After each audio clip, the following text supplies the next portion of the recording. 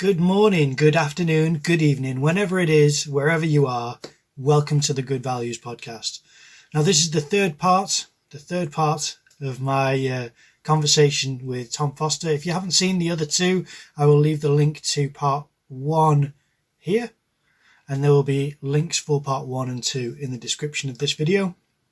There is one bit of technical difficulties that Tom and I have. Well, actually, it's on Tom's side. It's because we were talking for so long. The batteries were running out on his devices. He gave me so much time. So partway through this episode, there's a change in camera and camera angle. It might be a little bit jarring. I don't know. I've tried to do my best to smooth it out, but that's it. Otherwise, I think everything else is pretty consistent. I've tried to stitch it together so that you can't tell. Maybe you won't, but I thought it'd be worth mentioning. Now, in this episode, I have decided to make it a treat for anyone who has watched all 3 parts, or just this part, I suppose, by completely coating it full of images and videos everywhere possible. Now, Tom has so much beautiful work on his Instagram account and out there in the world published with 2000 AD and other comics. So I have mined as many images as I think could be deemed appropriate and peppered them throughout the episode. So you've got a real treat visually. Without further ado, here is part 3 of my conversation with Tom Foster.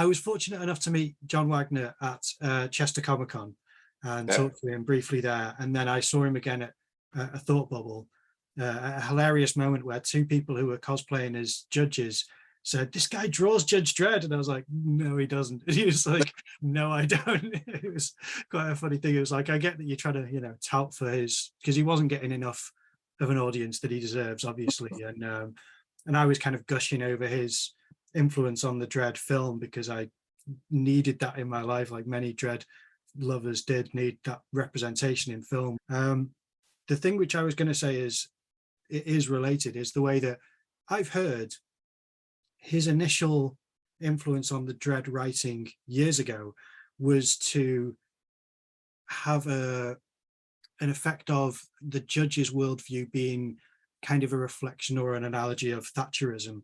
And you'd mentioned in the 2000 AD lockdown podcast that you were careful to avoid similarities between the storyline you were currently working on at that time to political events that were occurring during lockdowns and breaches by politicians and corruption in that, time. So I was going to ask you about,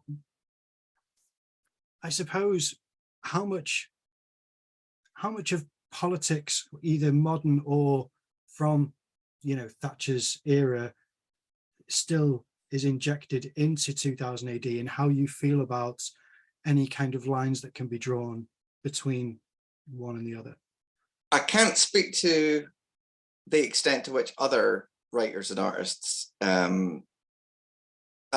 well, I have seen instances where there are very distinct parallels being drawn, and where and I've even had scripts that have said this character should look a bit like X-politician, and they do that quite a lot. And that's, I don't have any problem with that. And the reason that I was careful to avoid certain things when I was doing the first Asher story, and still doing the current one,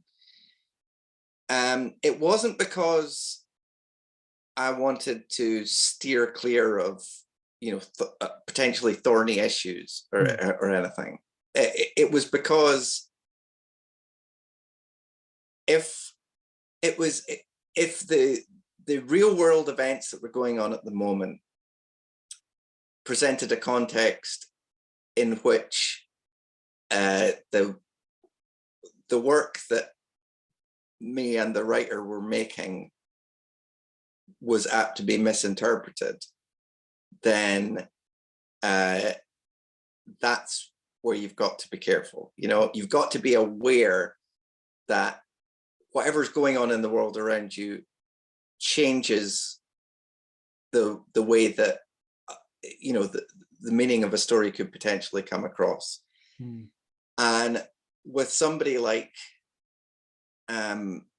Asher, who is not only a judge, but a judge who has committed a pretty serious abrogation of what little actual responsibility the judges have, and yet is supposed to be to some extent, a sympathetic character. It's a tough tightrope to walk, I mean, like, particularly when you want to have solidarity with your friends who may be feeling particularly disenfranchised at the moment. It's a tough situation. Well, not even just your friends, anybody who feels threatened or not particularly safe in the world that we're currently living in, and so it can be difficult to portray a character in a compassionate way when to do that seems antithetical to being compassionate to a great number of people, often quite vulnerable people. So that's a difficult area to get into, and so I'm all for political parallels in a story when they service the story, but I want to avoid unintentional parallels, parallels where you're seen to be glorifying things that are particularly distasteful. I actually had, even when it's not related to a specific real world event, but for example, there's a character who it's revealed that Asher has, that this is in one of the earlier stories, so it's not a spoiler, that Asher has beaten to death, and we see in a flashback sequence their brutalized body, and their the judge looming over them or whatever, which is is obviously you're starting to get into some territory that there's a lot of parallels for, particularly in the US at the moment, but not exclusively. And there was a bit of a kind of moral dilemma where, for story purposes, this person had to be a relative of a person in the story who is a person of color, and I try it. I'm not always very good at it, but I try and populate the stories with as many people of various ethnicities and genders as possible when the opportunity presents itself, because it would be a bit blinkered to do it any other way. But I ended up in a situation where I was potentially going to have to depict a scene of lethal police brutality, where the victim or the subject of that police brutality is a person of color, and I wasn't hugely comfortable with it. It was my own fault. I painted myself into a corner because, or rather, I hadn't realized that somebody who I'd essentially established was a person of color was going to be in this situation. But like I say, trying to keep stuff as diverse as possible. So in the end, like in story terms, it had to be in the story. But there's a real sort of question you kind of have to ask yourself in a situation like that, where you know a character is going to be the subject of something really terrible happening to them. Then that you have to kind of ask yourself, well, if I'd known that that was going to be that way, would I have still made them a person of color, or would I have had it happen to a white person, because that would sort of somehow sit more comfortably with me. Less incendiary, potentially. You know, because it ultimately, while the comic might deal with some hard-hitting issues at times, you know, it's still kind of a fairly kind of frivolous is maybe not the right word, but it's not the forum for necessarily for really hard-hitting, like unpleasant to look at stuff that has a lot of political weight behind it, unless that's like the main thrust of your story. So yeah, it can be difficult to decide whether you're going to depict diverse characters in the same situations that you would put characters of your own ethnicity in. You know, I'm comfortable putting a white, slightly out of shape, middle-aged man into any situation, because that's my lived experience. You know, but what I would be comfortable doing narratively to somebody who is not like myself, is something has a little bit more of a limited scope. Yes, delicate, isn't it? And that challenges the imperative to present as broad a variety of types of people and types of experiences as possible, because you're constantly having to say to yourself, well, but do I have any right to do that? So yeah, anyway, it's a sort of, it's a point that only comes up every so often in stuff, but it is like something you do have to kind of wrestle with a little bit, particularly when stuff just comes up by chance, you know, like artistic choices that you've made and narrative choices that the writer has made have converged into something that was not intentional, and then you're left going, well, how do I present that in a way that's not problematic? Did you discuss this with the writer as well? Did you kind of reach out and say, this is a choice that I've made and it's led us to a point which is sticky? I didn't, because ultimately I knew that the writer probably knew where they were going with it. You know, if the script had already gotten to me and 2 or 3 of them had been drawn already, then there probably wasn't going to be much of a chance to change the story significantly. And also, like, I don't want to put the weight of every decision like that on the writer, unless the writer has, if the writer has presented me wholesale with something that I'm not morally comfortable with, then that's, in a way, that's a conversation to happen between me and the editor, and potentially the writer, if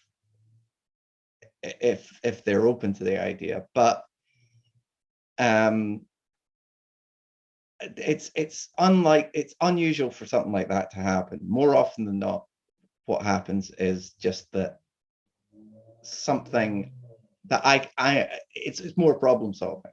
Like, in any situation, you can present certain characters in a way that can be problematic. You've just got to be, you've got to use your own best judgment as to how you navigate stuff like that. And for me, I haven't reached a point where I have considered a problem to be could be completely insoluble to the point where I have to go to the writer and say, look, I don't know how to present this in a way that doesn't have some pretty severe issues. So I mean, but even recently, I had something that the way it was described in the story felt unnecessarily cruel to me, and it was. But obviously, that is still the writer's decision. The writer has the prerogative to decide what's in the story, for the most part. And ultimately, it was supposed to lead up to a kind of punchline, and the punchline was what I felt was a bit too cruel. But I managed to. I can't go into too much detail because it's something that's still to come up. But I managed to, I think, come up with a way to slightly alter the setup of the joke so that the punchline made sense as where the joke wasn't just, haha, look at how cruel this is. It was more, you thought we were going one way and we actually went another. I see. So that there was, and that just made it sort of slightly more comfortable to me. But that was a scene where the writer had sort of said to me, look, lay this scene out how you like. So I felt like I had a little bit more license to interfere with that one. But with regards to the scene of police brutality that I was talking about before, there was one issue with the way it was depicted that was nothing to do with the problematic elements of it, that bothered me, which was that I had to draw that panel twice because it appeared in a flashback scene in one issue and then appeared again in a subsequent issue.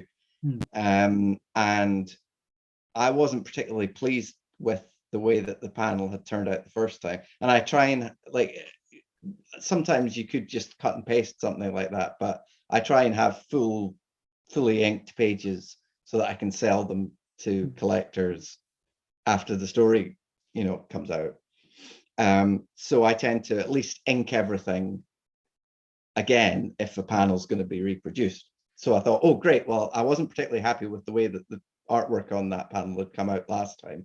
So I'm getting a rare opportunity to revise it.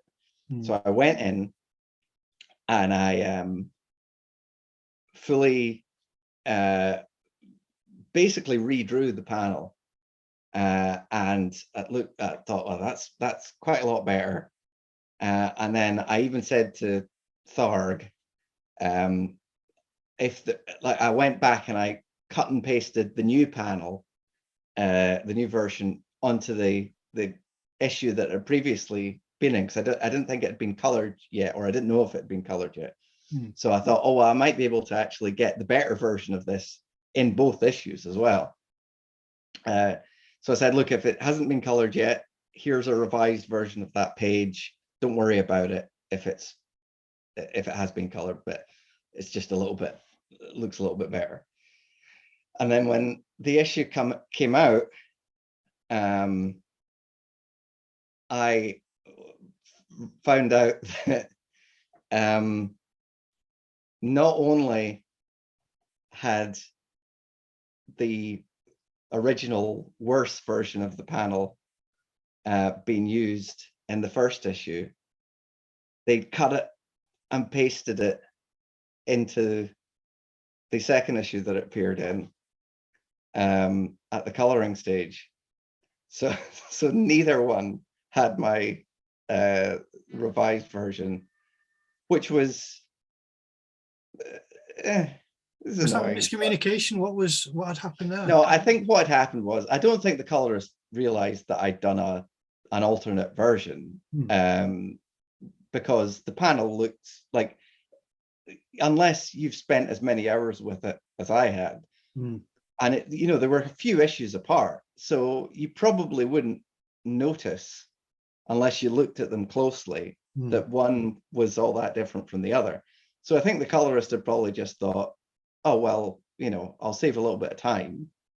And because I've already colored that panel already on a previous issue, I'll just copy and paste it over into the other one, which, I understand as a time-saving technique. It's efficient. And if, as far as the line work is the same on both of them, then, makes sense. Fair enough.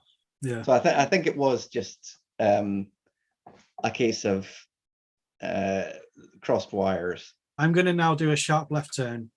Sure. And ask you two questions that are asked to every guest I have on. And the first one's a double barrel question. And it is, what do you like and what don't you like about your own artwork? Good question.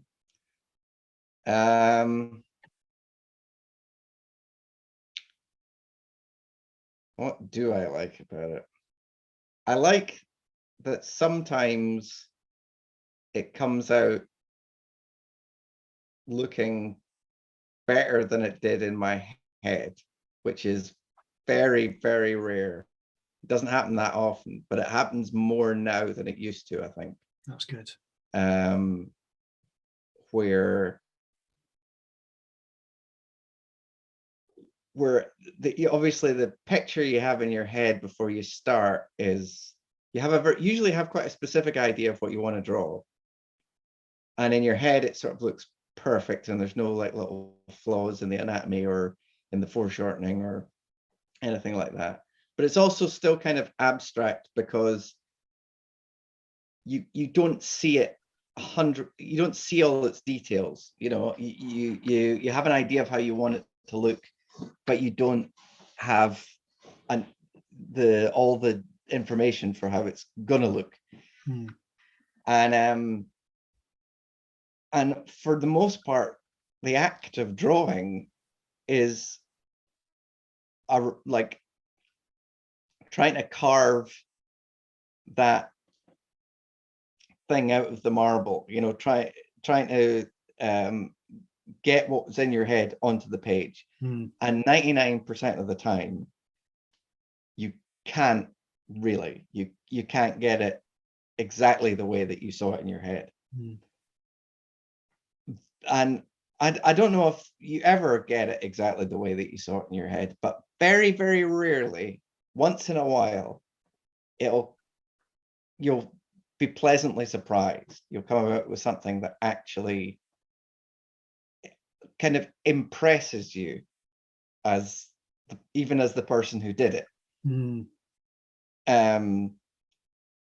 there have been a few instances where I feel like I've done that, and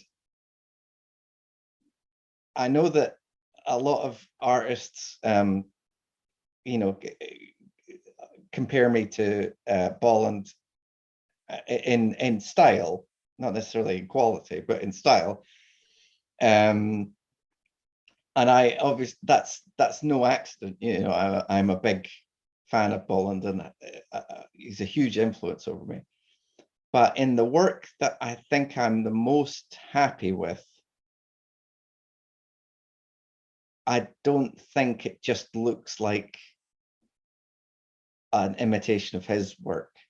I think it looks just like a good drawing. And that's the reason I like his stuff. It's because it's very, very good drawing.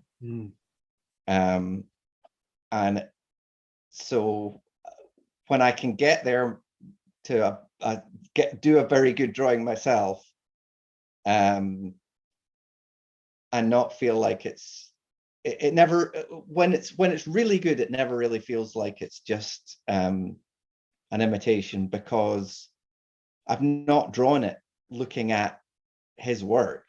I've drawn it, as a drawing, a constructed thing from start to finish. I maybe had some photo reference or something, but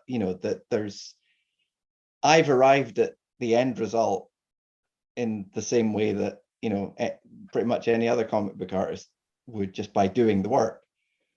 And so when it actually pays off and I see something that I think I can't see any obvious flaws in it, or at least the flaws aren't the first thing that I see. That's really satisfying. So for those few instances, though, that's the thing I like about my work, is that occasionally I can look at it and I can see something that I think just genuinely looks really good. It looks well drawn. I'm not mentally rewinding the process of making it. Like, I'm not just seeing all my own, like, the flaws in my own understanding of anatomy in it. Yeah. So that's what I like. What do I not like? I don't like that happens so rarely. And I don't like that I don't like that it's taking me as long as it is to get to just a basic level of kind of competency. I feel like I'm getting to the point where I can sit down and draw a page in a fairly straightforward way, and it looks finished and complete and professional. But I feel like I'm only just getting to that level with any degree of consistency, now or in the past, maybe the past couple of years. And that's quite late. I've been doing it for 9 years or so, and I'm 37. I'll be 38 this year. And to only just be arriving at a kind of a reasonably consistent professional quality feels overdue. It feels like that's something that I should have been more alert to earlier on. I think I was allowing the fact that I had a degree of aptitude for certain areas of it to overshadow all the other stuff that I could that you need in your kind of toolkit. And it's only but I always feel like I'm just getting to the point where I've arrived at that stage, and then I'll look back a year or so later and think a lot of stuff still missing there. So I don't know. I guess I don't want to say lack of self-discipline, because I do work hard and I do spend a lot of hours a day at the drawing board. But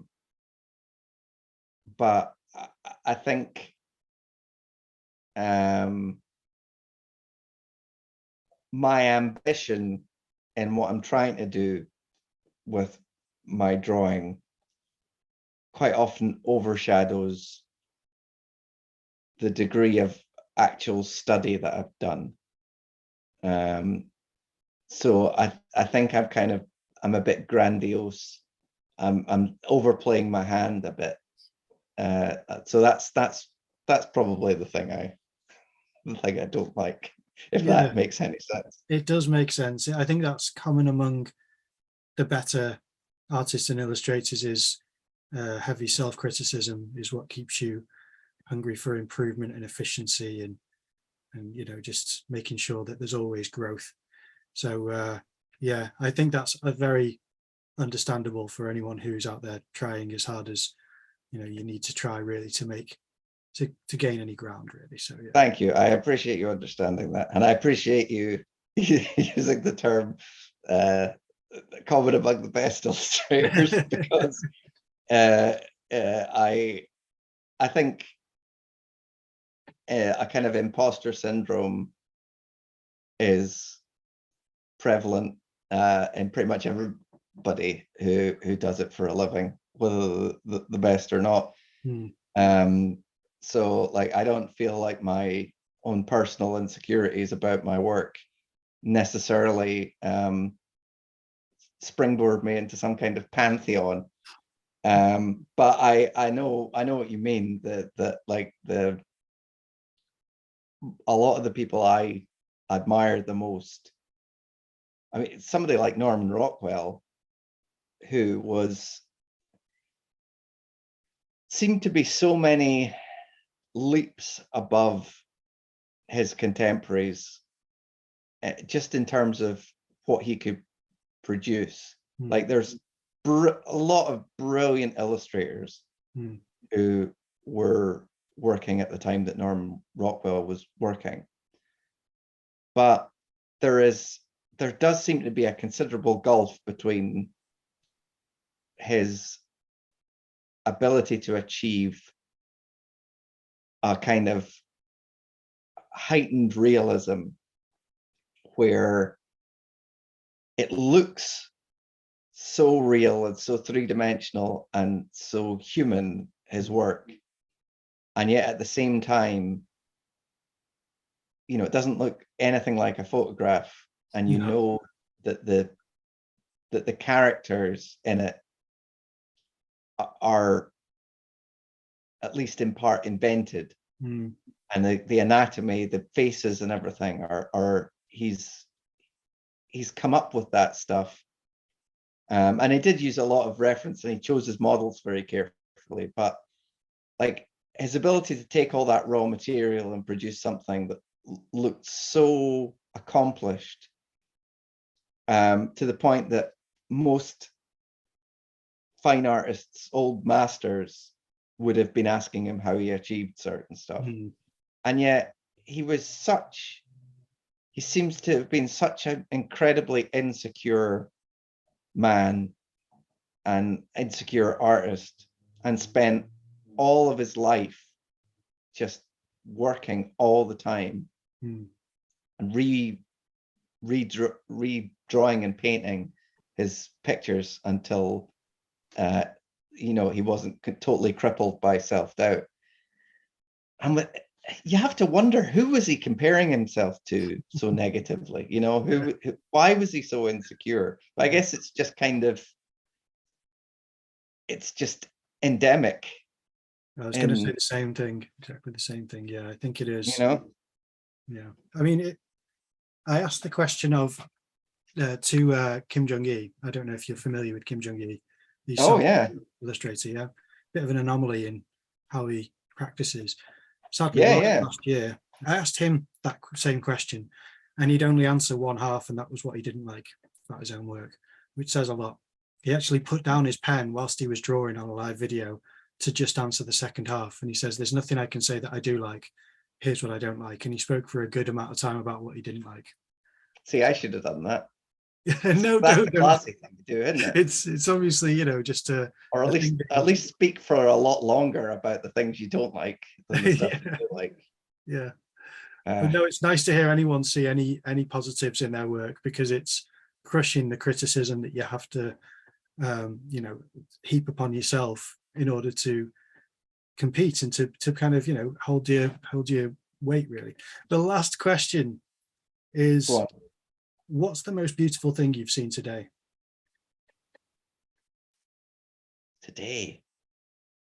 Present company accepted. I would say this is such a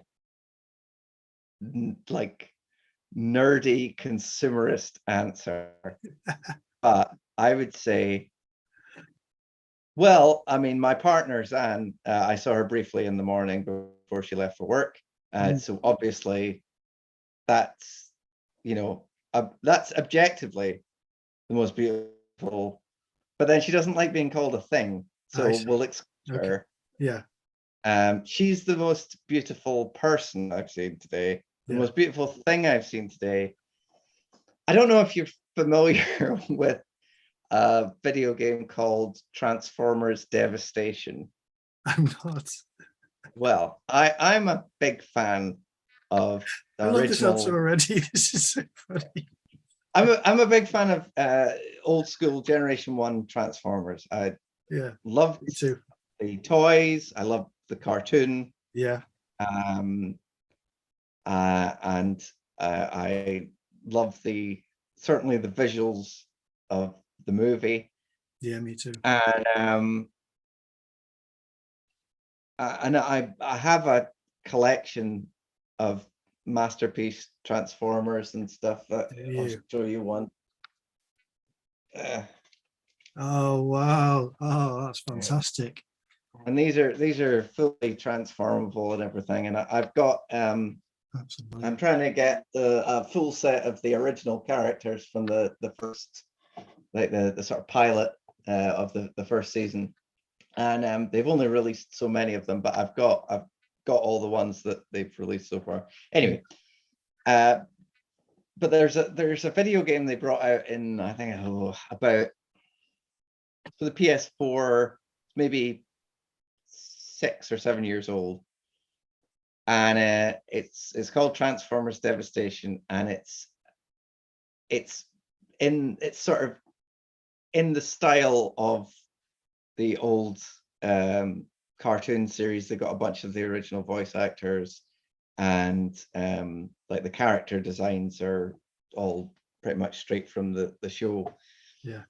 And it's just such a beautiful game with such an incredible understanding of what worked visually about those old cartoons. And even some of the stuff, like it even manages to inject like a leveling up. It's nostalgia is such a difficult thing to live up to. And there are things about it, like there are things that decisions I would rather they have made, characters I'd rather they would have included. But what it does that I never expected is that there are moments when I'm playing that game and just when I'm looking at the game where I think, this is what I wanted Transformers to be when I was a kid. And it very rarely lived up to that feeling of what I wanted it to be. You know, like the episodes had to be produced quite quickly, so sometimes the animation isn't all that great, or looks very raw and unpolished, and varies a lot from one season to the next. But this just like it really feels like the kind of perfect realization of something that was kind of an artistic idea as well as a corporate idea. The corporate aspect of Transformers, the fact that they were constantly having to flog a new line of toys, really hurt it as a potential like piece of drama or piece of art.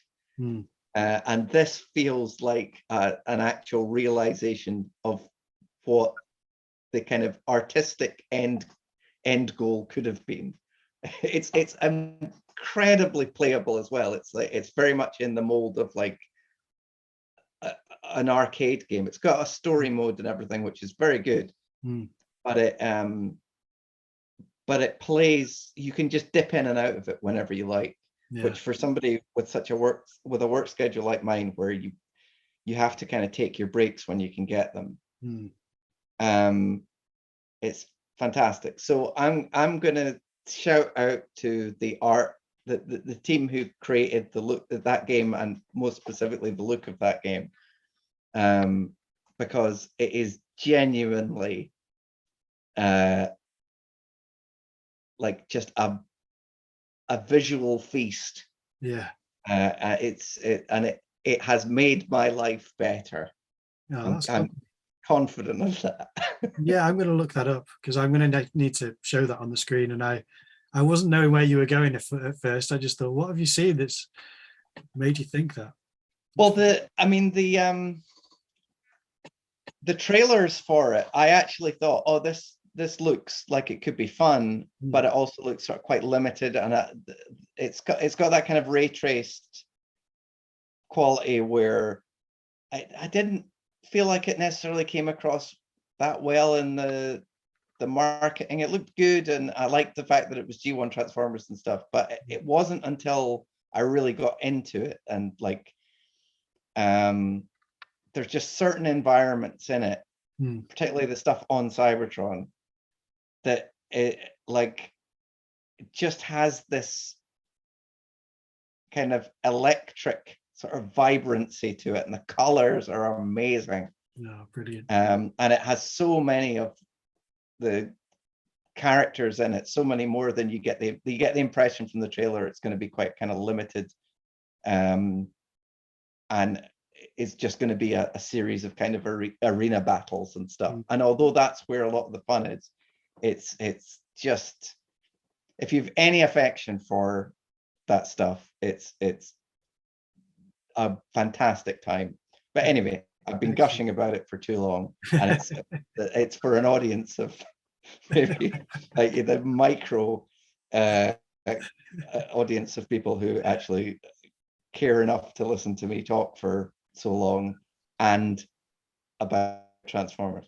Well, but yeah, we'll all appreciate it, I'm sure, because I'm one of those people who remember the original, and I have the film on DVD, the original film. So you do? I do, yeah. In fact, I wondered when you were talking about this whether it's you who I saw in Thought Bubble who said, now it may not be you, but I remember I was walking around with a friend and we saw something on the Teenage Mutant Ninja Turtles, and it was the original design, I think, or the film. And I remember saying, that's the ones that I remember and that kind of I have a lot of nostalgia for.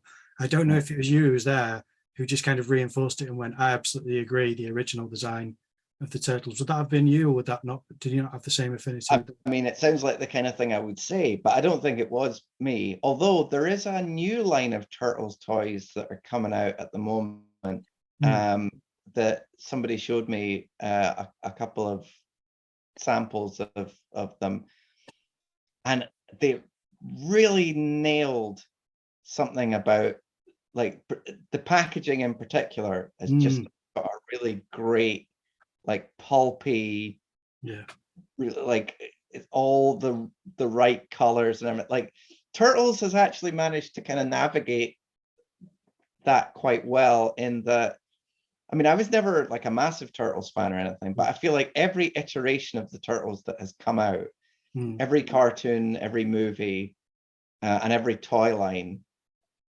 it has still felt like the Turtles. They've never, like, even the Michael Bay films managed to kind of keep the sort of, like, the sort of gaudy color palette and stuff, and just that, like, slight cartoonish quality that makes it all work. Because as a premise for a story, as a hook, it's like, it's only as strong as its art direction, really. Yeah, on that note, though, I want to thank you so much for being a guest. You've been so generous with your time. I really appreciate it. As I've already said to you, I'd love to have you on again in the future. So if you are free at all, I will reach out. And no, it's been tremendous fun. And yeah, good questions as well. I appreciate that. Thank you. Well, it's none of the ones I had written down, so there's plenty of other questions to ask you. Can't wait. Excellent. Thank you so much. All right. Thank you. See you later. Bye. Okay, that is part 3 done. And that is the end of this 3-part episode with Tom Foster. What an amazing guest. I felt so fortunate to talk to him. I thought his artwork was absolutely fantastic, and I loved talking to him about it and his thought process. Now, I did make a bit of a mistake, and at the end of the podcast, I usually like to ask someone what social media people should check out if they want to support him, and I forgot to do that. So please check out Tom's Instagram account. That will be linked in the description below, his Twitter, and his YouTube. Anything else that you find of Tom Foster, support him, purchase any issues of comic books with his artwork inside. I think he deserves all of the support in the world. Thank you very much for watching. Please leave a like, comment down below, subscribe to the channel, ring the notification bell, share this with friends and family and anyone who you think might be interested. I really appreciate you watching. I will see you in the next episode.